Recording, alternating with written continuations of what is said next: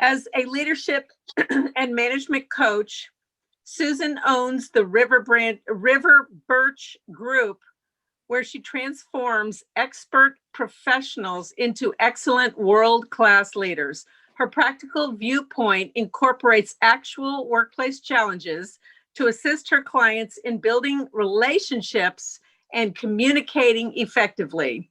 When not coaching, Susan is an adjunct instructor at UC Berkeley and UC Santa Cruz and author of Creating a Greater Whole, a project manager's guide to becoming a leader. Please help me welcome Susan Schwartz. Thank you. Thank you very much, Janice. Thanks for those kind words. I'm going to share my screen. And as I do that, there we go. I want to set up my chat. And I encourage everybody to please open their chat. I'm going to be asking you to answer a few questions there. And while I get set up, I should also mention I moved from the Washington, D.C. area 2.5 years ago. And we finally are natives, and we welcomed the summer in San Francisco by turning on our heat. And we feel like we're natives now. And just as I was feeling like a native, somebody stole my license tags, my car tags. And so that was my first bout with crime in San Francisco. So I truly am a native, having turned on the heat in July and having to deal with getting a new license plate. Excellent. So, oh gosh, it's probably been about a year. I saw a Canadian study about North American executives, and it said or shared that the top 21% of the most successful executives credited their success to emotional intelligence. And my immediate response was, what about the other 79% of us? We're underachieving. We've got a ways to go. Why aren't we being as successful as that top 21%? And so I just thought we would step back and observe and reflect on how these top 21% became so successful. And what I noticed about them, and when you recognize and call them emotionally intelligent, the number one thing or skill set that they all shared was that they made connections. They were able to personalize business. And so what I really enjoy everybody doing is taking a moment and putting in chat how you all, because you are part of that 21%, what do you do? Just one or maybe two at the top items, how you personalize business with your clients, with your colleagues, with your staff. It makes me, really frustrates me when people say it's not personal, it's just business, because business is personal. And if anybody wants to be brave and type their comments in chat, that would be wonderful.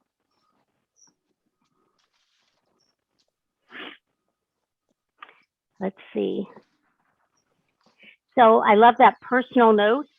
That is one tip that people have shared with me, is the power of a personal note. And when email is nice, during the pandemic, I got several notes in the mail, the US Post. And for someone to take the time, put my address, put a stamp, it made me feel incredibly special. Video emails, add a personal note, commenting on LinkedIn, all of those are good. Oh, Craig, I love that. Yes, you feel the Godfather is a great example. And when you personalize business, that allows you to connect with your colleagues, with your clients, with your staff, to be able to align your vision with the work at hand. And it fosters collaboration, and that charges innovation and creativity. And we'll speak more about accountability. That's becoming a huge buzzword and a great concern And I think every issue of Harvard Business Review has at least one, if not two articles that talk about accountability. And when you come back to, oh, and Betty, thank you. Yes, phone calls to check in. And that's, using part of that emotional intelligence is, I believe that emotional intelligence is a tool. It's an external tool that's extremely practical because it's all about observation and choices, where you see other people's behaviors, see the situation at hand, and then you get to make the choice how you will react. You cannot have anybody else. You can't change anybody else's behavior. You can only change your own. And then it becomes a balance. And when we speak about balance, I use the emotional intelligence EQI 2.0 model, and that you have several different traits, and our vernacular today, leadership traits. And you're more engaged, you have strengths, and you have those where you are lesser engaged, which I don't like to call them weaknesses. They're who you are. The key and the power that you have is to select your strengths, recognize those strengths, and you balance them out against those areas where you're lesser engaged, and you delegate. You bring people onto your team, you find those business partners, you find those connections that can bring their power and add them to yours, and that's where the whole is greater than the sum of the parts. So for those of you that are familiar with the EQI 2.0 model, that I go ahead, and I'm getting lost here, sorry about that, is that there's 5 levels, and I've taken some liberties, and over the next few slides, we're going to talk a little bit about perspective, communication styles, relationships, accountability, and decision making, and see how they impact your current work style and reinforce how you are all part of that top 21%, I am sure. And if you might be around, say, 22, 23, you can tweak your behaviors just a little bit. The first area is perspective. And this is, how do you view the world and how the world views you? So one example is when you don't get the results that you want, what do you ask yourself and what do you ask other people? That creates a multiple perspective. And what do they say about arguments? There's my version, your version, and a third one that's somewhere in between. So how do you address the situation at hand and getting those multiple perspectives? The second level is communications. And communications have always been multidimensional. I know several of you are professional coaches to encourage effective communications. And it's always been important. I think today it's even more important. And so when you talk about communications, are you listening for nuances, what they really want to say, what your client really needs, what is your staff's question at hand, what is the root cause? Or do you only hear what they want you to hear? They think they might be pulling a quick one on you. At the end of the day, you're going to find out reality, and it may not be what you want to see. So, are you listening? Are you using those active listening tools to focus on those nuances? The third level are relationships. And relationships, I think of that as playing well in the sandbox. I worked my way through college as a day camp counselor for 23 8 and 9-year-olds. I spent the whole summer counting.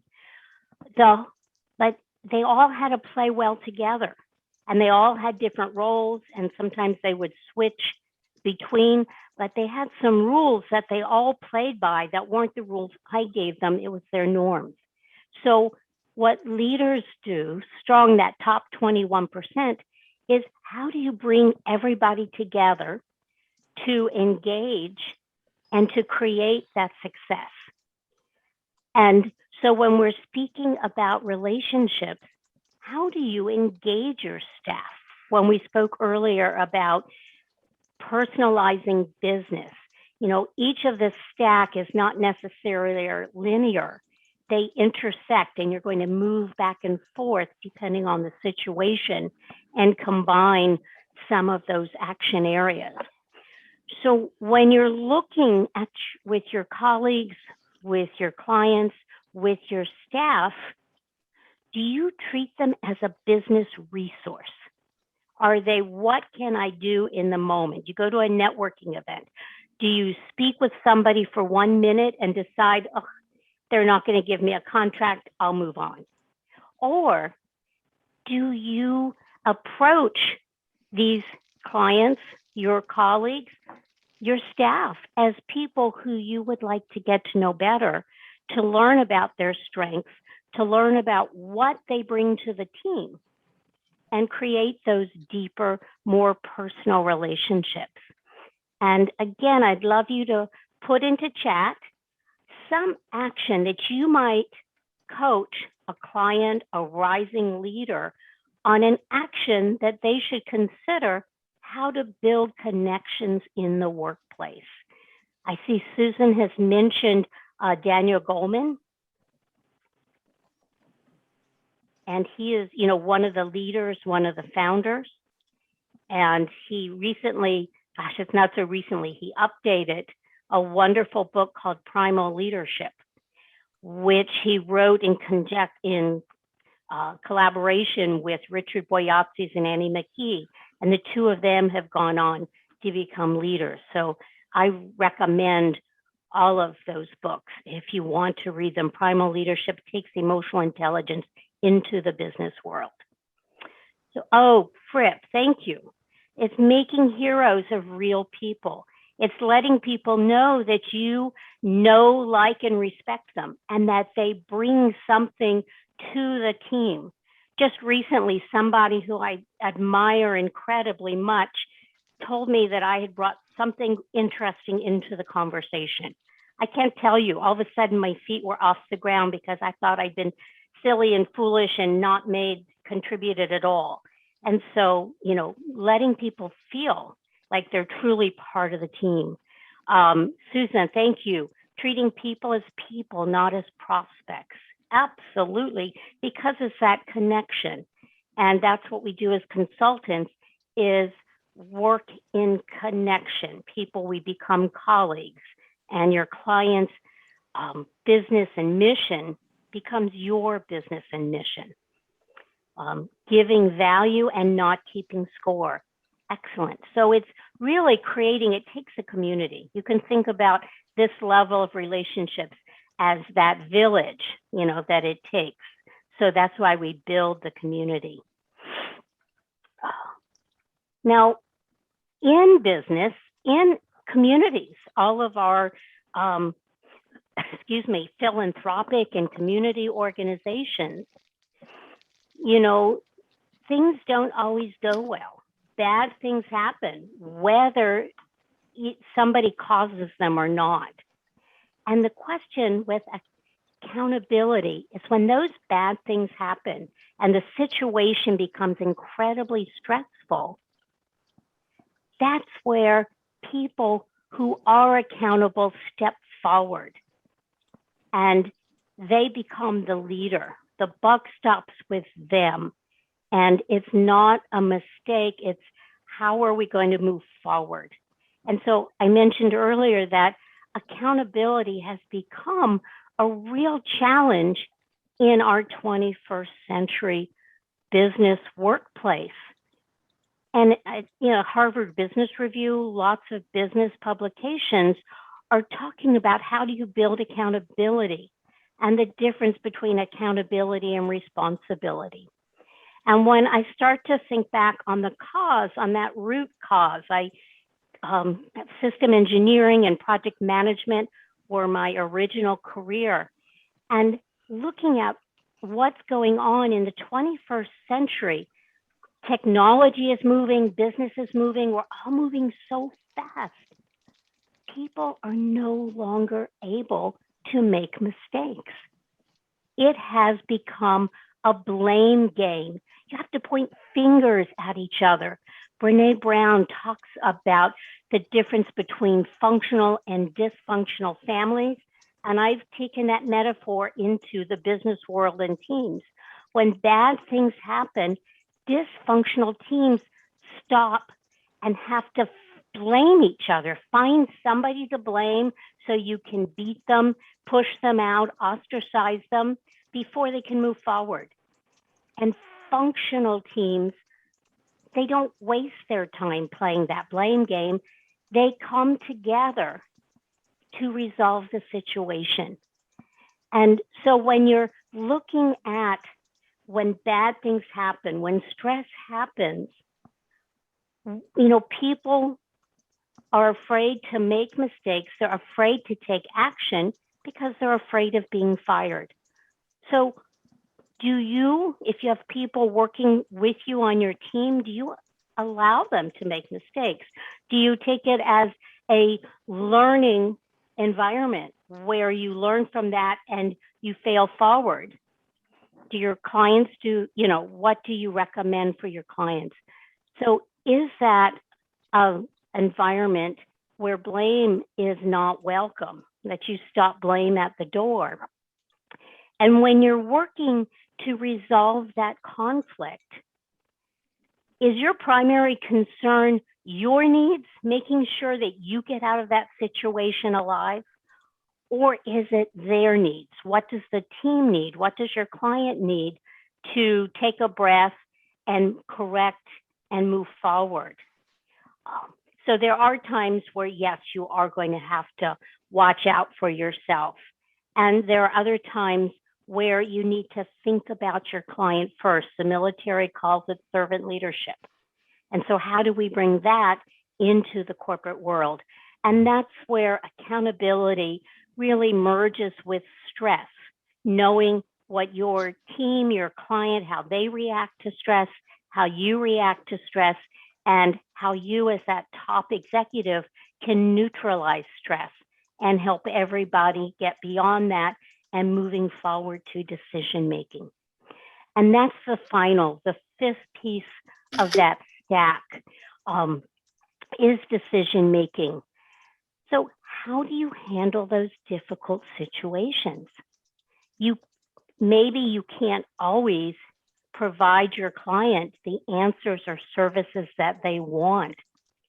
I was just speaking with a wealth manager, and they're always challenged when people come to them and they have not saved enough for the retirement, the 5-star retirement that they want.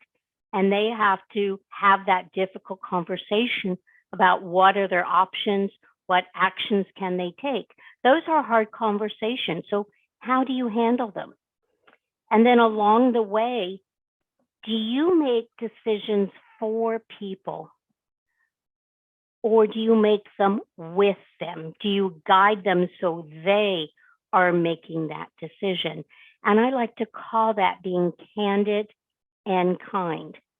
Too often in the workplace, you'll see rising managers be overly empathetic or micromanagers. I can do it faster, better, just give the work to me.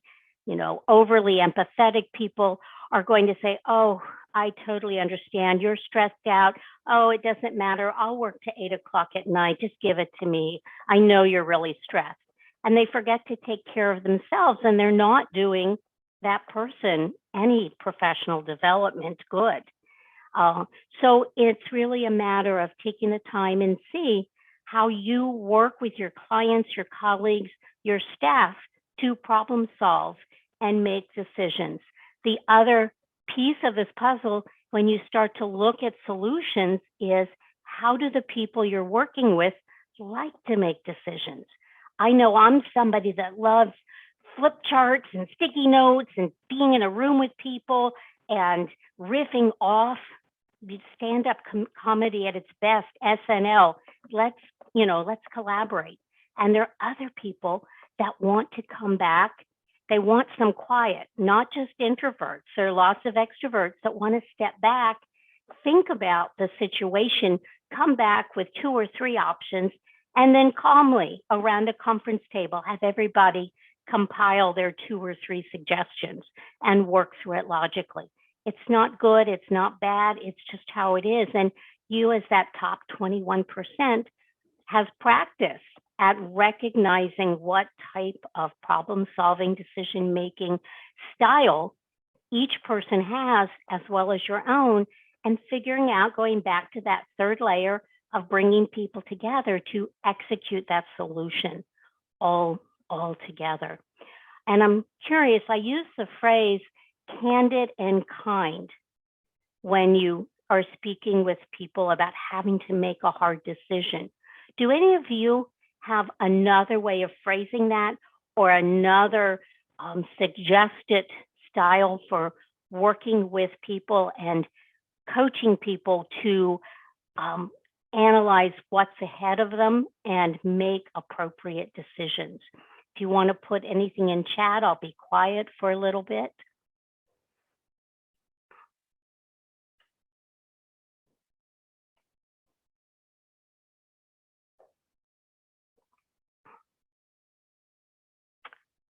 So I'm going to take it you all agree with me. Candid and kind is a good descriptor. And as we start to finish up and come to a conclusion so we can open our conversation. Oh, thank you. Thank you. Antonio, visualization exercises. That's excellent. Betty, thank you. Facilitate, not direct. Oh my goodness, absolutely. When you think about group think versus group innovation, it's the difference between facilitating and directing. And that's a whole other conversation that, goes into directing versus facilitation. And we'll save that for another day. As we start to, thank you, Antonio and Betty, it brings us back to emotionally intelligent leaders and how they can combine perspective, communication style, relationships, accountability, and decision-making. Those 5 examples or 5 methods that people can employ that make them emotionally intelligent leaders. And it's not a cookbook. It's not, let's follow the directions and it's 1 tablespoon of that and a 1/4 cup of this. And if you mess it up and put in a 1/2 cup of flour versus a 1/4 cup of flour, the recipe is destroyed. It's going to depend. I've met a couple of lawyers. When I asked a question, the first thing they looked at me was, it depends. So I've started telling people, sharing with people, it depends.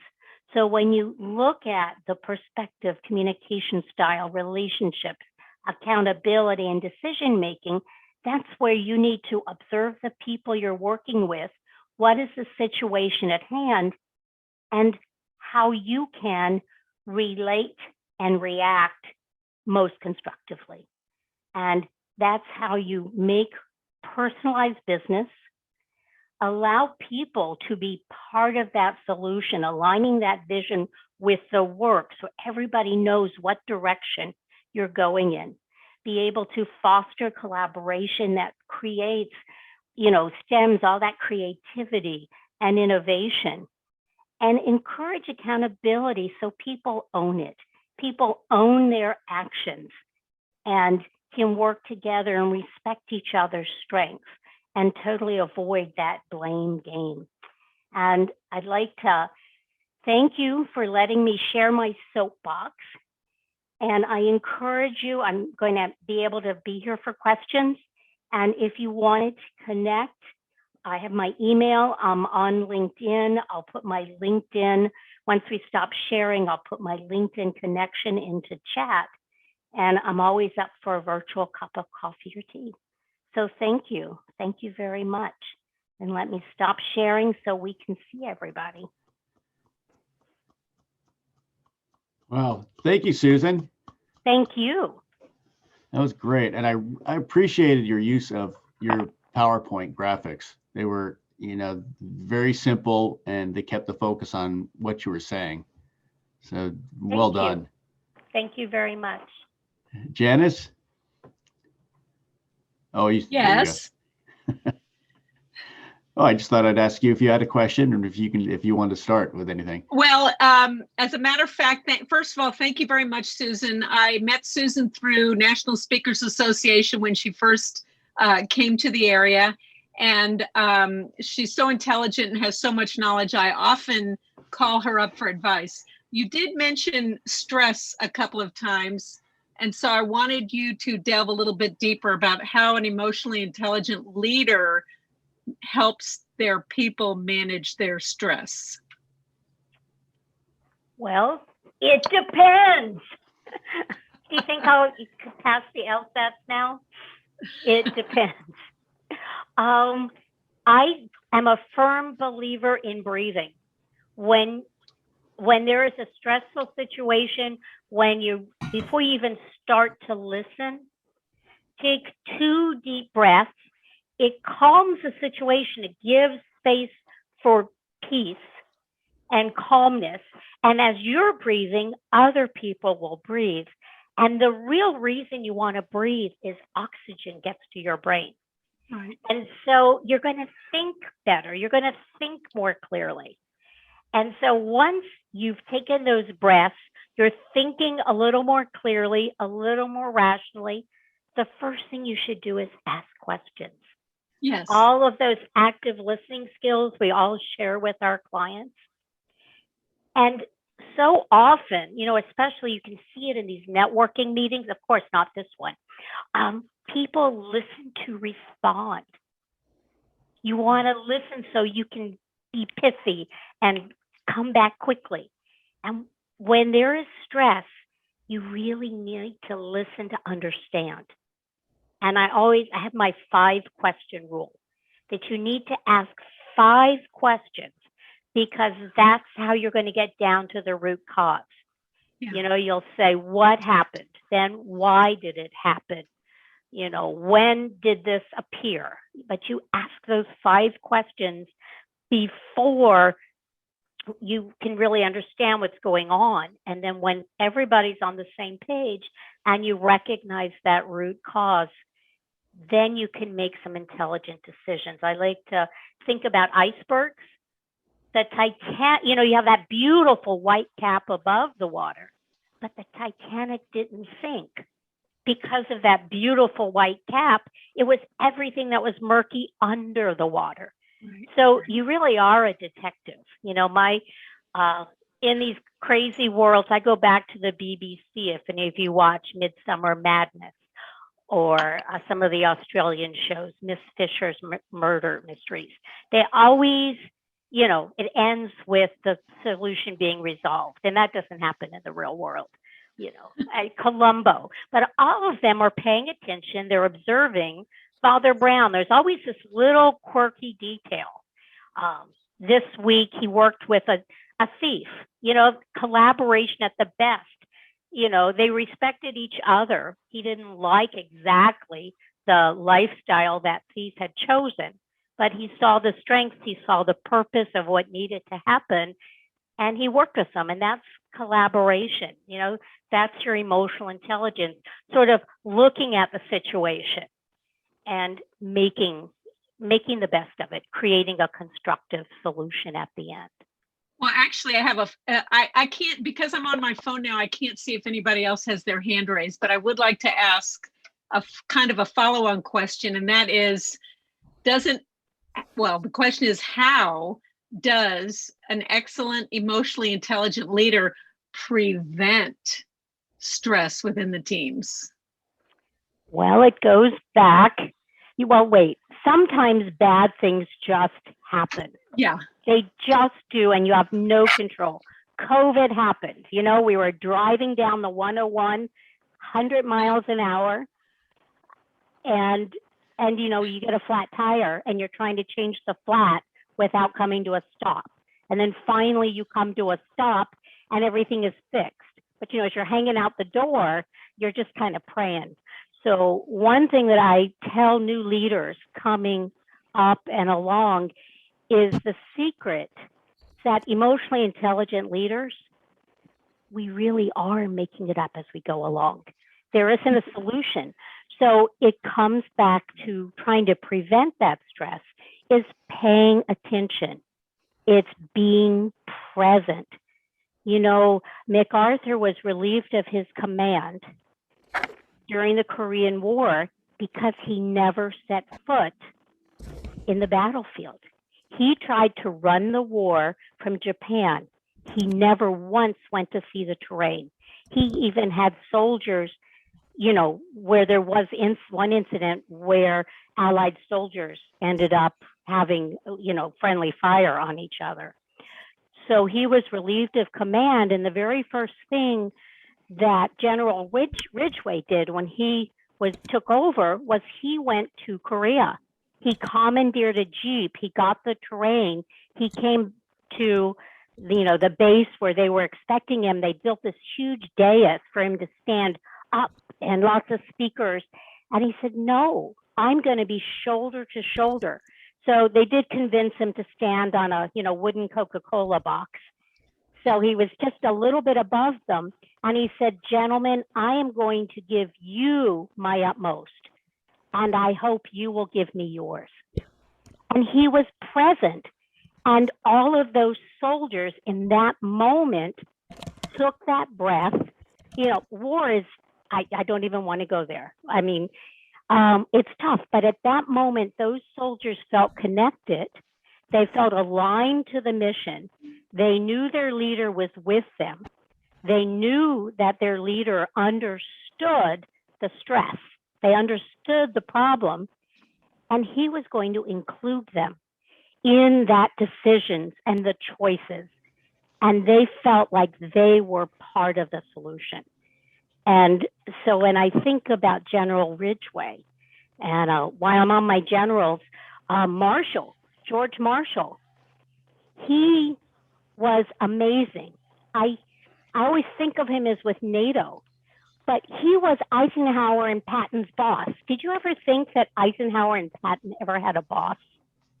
And what I learned when I was reading a book about the generals, the first half of the 20th century, was he believed in second chances.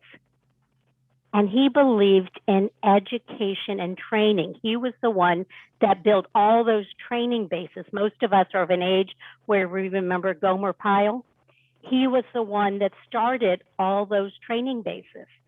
And he had generals that just were in the field. And I grew up in the South. We said tards. They were just tards. They weren't bad. They were starting to make small mistakes. So what he did is he sent them back, and they headed up a training camp. So the new recruits, the new officers could learn from his experience, and they could take a breath and reflect. And then after a year, 18 months, they went back to the European field, and 5 of the 6 were successful. They just needed a rest. They needed training. They needed learning. They needed reflection. And there was one general that, really did need to retire. And he was retired, and he was retired with honors. But that's what he did. That's, again, an emotional intelligent leader, recognized the stress, worked with them for a solution, and it wasn't always successful. But he was successful 5 out of 6 times. And I believe the only person he didn't always give third chances. He gave second. And Patton did get a third chance. He was like the only third chance that Marshall gave. So, I am from the DC area. I have one of my introduction to emotional intelligence is military generals, mindfulness, and emotional intelligence, which military audiences always enjoy. And that's why I read the book is called The Generals, and it's a fabulous, fabulous history. Questions?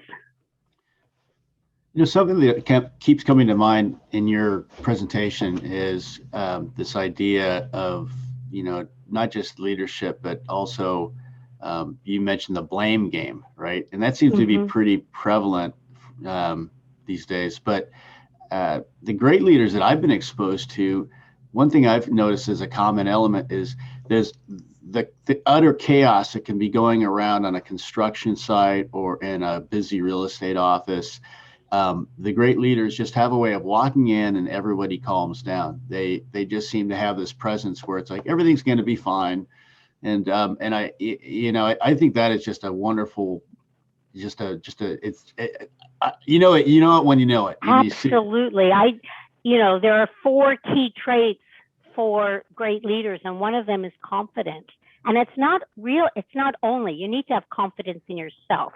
The reason why I say the truth that nobody tells is that we're making it up as we go along is you don't want people to see the sausage being made. You need to be confident. I think the greatest leader, just like you said, Craig, when they come on the field, those leaders, those project leaders, the general contractor has given the people doing the work, the folks on their team, the confidence, whether they've done it through delegation or just recognition. And so when that contractor, when the project leader, I totally agree with you, they come onto site and everybody is confident. And that's because when bad things happen, your brain stops working. And when that leader who instills confidence comes onto the site, everybody breathes because they remember what to think. They calm down and their brains start working because they know the person who helped their brains to work is there. So that's a great observation. Thank you. We have any other questions this morning? I have a question. I see Betty's hand, and I think Anastasia had her hand up. Oh, no. Okay. Betty? First of all, Susan, thank you for an excellent, excellent presentation. I, as Craig probably does as well, have about 3 pages of notes. And it applies to every day with personal business relationships and so forth. And it's all about people. One thing is that how we or I react to people, it depends on who they are and what their personality is like and so forth. And, it's like the mirroring and so forth of how you interact with a person. But my question is, when you first put the slide up about emotional intelligence, what came to my mind was common sense. And I always feel that common sense is critical, even over being brilliant.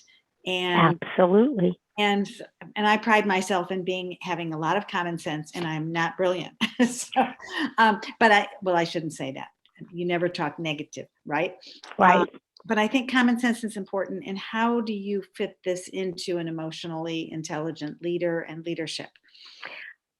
Good question. And I would love to change the title of this genre from emotional intelligence to something else. But I don't think, IQ, intelligence quotient, is a measure of how much you, it's how your brain works. It's how you memorize. It's your rote learning measure. And when you're 18, your IQ is at its highest it's ever going to be. And if you take the test at 20 or 30, it's even 50 and 60, it's going to be exactly the same. Emotional intelligence, or people say emotional quotient, is a measure of how you react to a situation. And I, Betty, you say common sense, I immediately relate it to street smarts. If you think about Fonzie on, Happy Days, he always had the right thing to say. He was able to calm the situation. He did all this cool stuff, and he was a high school dropout. It didn't mean he wasn't wise. It didn't mean he wasn't a leader. And so the best part, or I think the greatest characteristic of emotional intelligence, is it continues to grow as you gain more experience. So many people don't want to test, provide that assessment to people until they're at least 18. And as you gain experience, your EQ, your emotional intelligence engagement is going to grow. I like to call it wisdom. And it will continue. The research shows that your EQ will continue to grow. You'll continue to be more engaged. And I saw this. I did some work with TSA first and second line managers, the people that oversee the airport folks. And the younger, the managers who were, say, 31 to 35 were less engaged. It didn't mean they were bad managers or bad leaders. They asked amazing questions. They were just young. They were new. They didn't have the experience. It's okay. The managers, the second line managers, were probably 45 to 65, and they were fully engaged. And they had very high scores. And the research shows that your EQ will continue on an upward trajectory until you get to be about 62. And it doesn't decrease, it just levels off. And, the people, the presentation I was in, they said, and we don't know why. And I said, I know why. We've been there, done that, and bought way too many t-shirts. And we're tired. We're like, no more patience. So, but really, you're going to, the more experience you have, the more wisdom you have, the larger your EQ will be. And again, the EQ is measured, if you think about a normal curve, so that at the apex, 50% of the people are lesser engaged and 50% of the people are more engaged in a trait. And what I love the most is at the apex is that 100 measure. So, in school, we were all taught that 94 to 100 was an A. And those of us that were overachievers, if we got a B+, we'd fight for that 1 point. In fact, if we got a 94, we'd feel like we needed a 98 and we'd push for those extra 4 points. So here, 100 is average. It is just average. And you are who you are. So, for example, my least engaged trait is impulse control. It was like a 68. My most engaged trait was reality testing. I was about 138.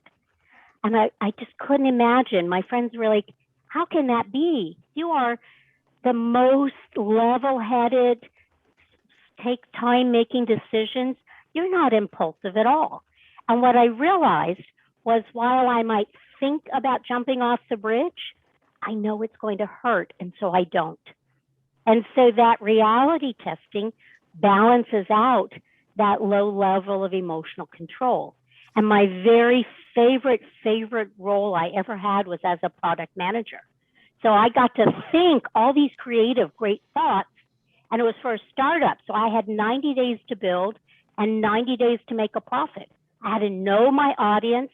I had to chunk it so it could be made in that small enough a time. And I'm going to brag, I was successful. And I got kudos and promotions and all that good stuff in the startup, but it was because I had this balance. And I didn't know any of this until many years later, but I realized that it's not always bad to be on the lower percentile of that normal curve. You just balance it out. Is that helpful? Yes, thank you very much. And I love your explanations.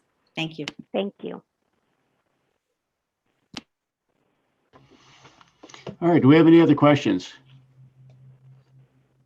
All right, at this time, I'd like to thank everybody. Craig Harrison, Craig? You're muted, Craig. Do we need Can you hear me now? Yes. Yeah. Susan and I worked that out earlier. But back to Janice's question about what leaders can do to preempt stress. I was reminded, and I've had a variety of managers. I've been one, and a good one and a bad one. I've experienced a number of them, but I wondered if you could talk a little bit about how it seems to me that the greatest leaders provide some psychological safety for their people. Absolutely.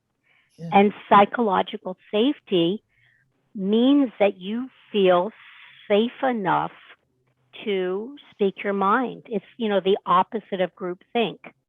It's that second chance. It's the comfort of being able to be creative, to innovate, to kind of be that iconoclast.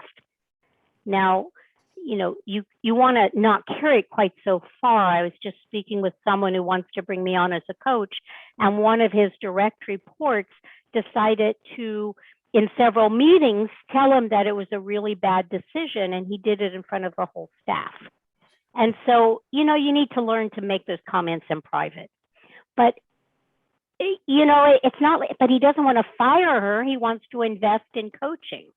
And so when I think about psychological safety, it's creating that inclusive environment. There's a lot of talk about DEI these days. And so if you look at Maslow's triangle, where you have physical safety, and all of a sudden I'm blanking out on all the, up to self-acclaim.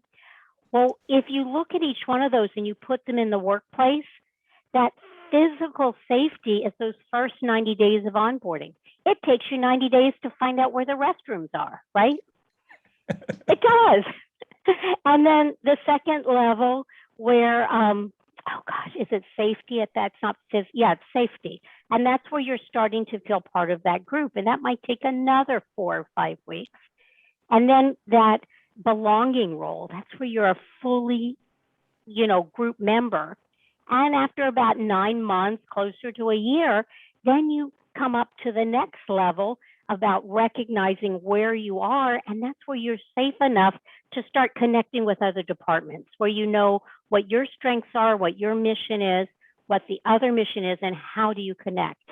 And then finally, probably 18 months later or so, you can really be part of that organization and exercise your strengths to find your role and really exceed and help the organization accomplish their mission. And you can be an integral part, an integral role.